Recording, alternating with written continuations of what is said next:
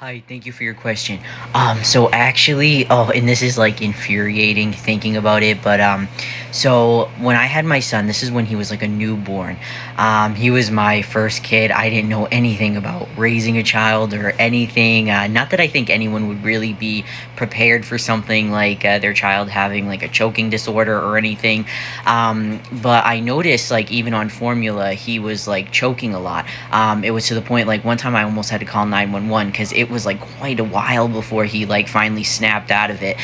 So I reached out for help. I went to his pediatrician and they referred me to like an early intervention place. So they came to the house and they did a feeding evaluation. And they insisted that the issue was that I was feeding him wrong, that I was positioning him wrong while feeding him.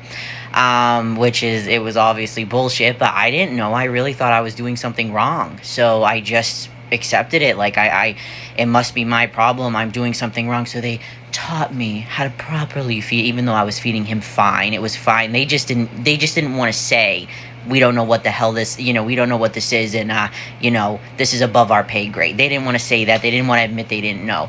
The next few weeks or whatever, I did exactly what they said. He was still choking.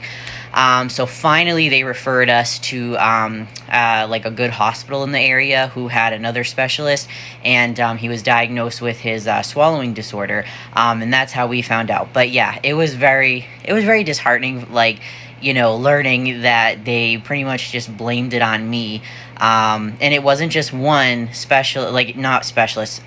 These people were just like speech therapists, really. That's who you initially see a lot of the times for, swallowing disorders. Not to like insult speech therapists, but not all of them are completely well versed in swallowing disorders.